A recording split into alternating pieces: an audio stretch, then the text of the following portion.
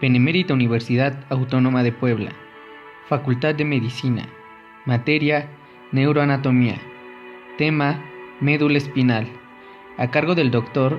Velázquez Rendón Miguel Ángel, equipo Valencia Robles Beatriz, Peña Aldana Evelyn Samantha, Martínez Loesa Néstor Jesús y Osorio López Eduardo. Médula espinal.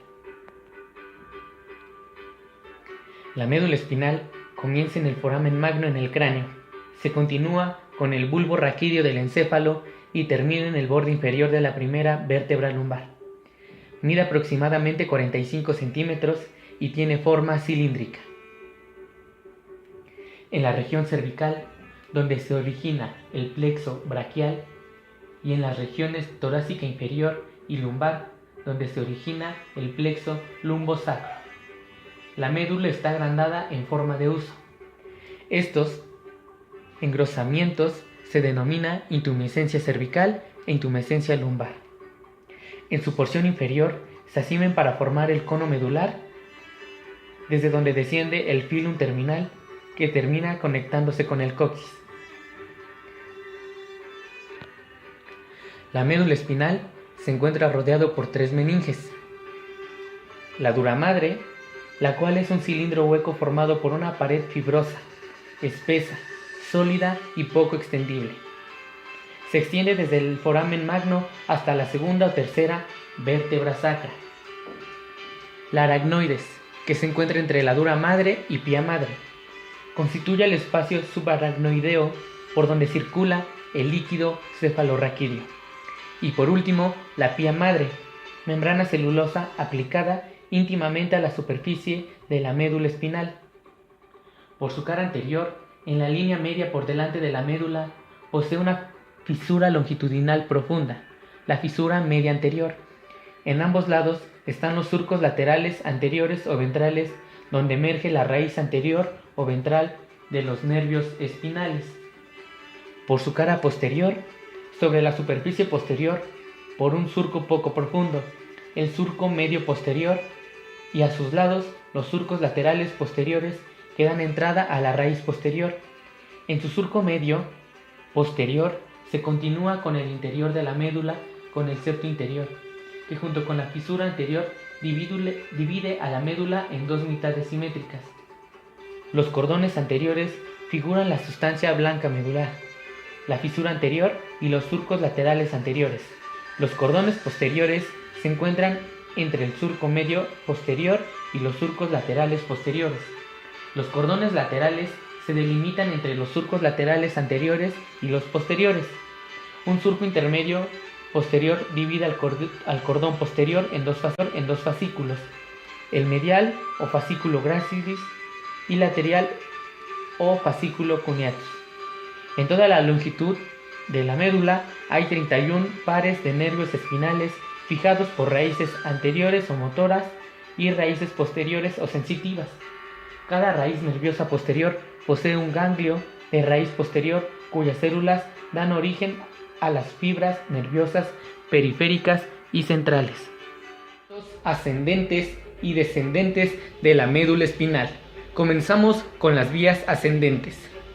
Los tractos ascendentes conducen información aferente que puede llegar o no a la conciencia. La información puede dividirse en 2 grupos principales. El primero es la información exterorreceptiva, que se origina fuera del campo, como el dolor, la temperatura y el tacto. Y 2, la formación propioceptiva, que se origina dentro del cuerpo, músculos y articulaciones. Tenemos al tracto espinotalámico lateral, el cual corresponde a los estímulos de receptores de temperatura del dolor y contiene fibras de tipo A y fibras de tipo C. Las del A son para dolor agudo y las del C para dolor quemante. Advierte ante una lesión o peligro potencial y promueve evitarlo. Tenemos al tracto o fascículo espinotalámico anterior, el cual los axones entran a la médula espinal y se dirigen hacia la punta de la columna gris posterior. Se dividen en ramos ascendentes y descendentes. Estos ramos contribuyen a formar el tracto posterolateral de Lesueur. Tenemos al fascículo espinocerebeloso posterior, el cual asciende hasta el bulbo e ingresa en el pedúnculo cerebeloso inferior. Sirve para la coordinación en los movimientos de los miembros y mantenimientos de la postura. El tracto espinocerebeloso anterior transmite información relacionada con los músculos y las articulaciones desde los huesos musculares, los órganos tendinosos, los receptores articulares del tronco y los miembros superior e inferior. Tenemos el fascículo espinotectal, el cual la información aferente para los reflejos espinovisuales asciende de la columna blanca anterolateral cerca del tracto espinotalámico lateral y termina en el folículo superior del cerebelo. El tracto espinoreticular es la vía eferente para la formación reticular que influye en los niveles de conciencia. Ascienden en la columna blanca lateral mezclados con el tracto espinotalámico lateral y terminan en la formación reticular del tronco encefálico. También se encuentra el fascículo gracilis o cuneiforme, el tracto discriminativo de sensibilidad o sensibilidad de 2 puntos, vibratoria, sensación consciente de músculos y articulaciones. Empezamos con las vías descendentes. Los tractos descendentes de la médula espinal se dirigen a funciones. Tenemos a los corticoespinales, son los movimientos voluntarios especializados especialmente para dedos. Los reticuloespinales tenemos en el tectoespinal, el cual actúa sobre las neuronas alfa y gamma de las astas grises anteriores, vinculado con los movimientos posturales, reflejos en respuesta e estímulos visuales. Están relacionadas con el reflejo de la dilatación de la pupila en respuesta a la oscuridad. Tenemos el rubroespinal, el cual actúa sobre las neuronas alfa y gamma de las astas grises anteriores, facilita la actividad de los flexores e inhibe a los extensores y antigravitacionales. Y por último, tenemos a los vestibuloespinales.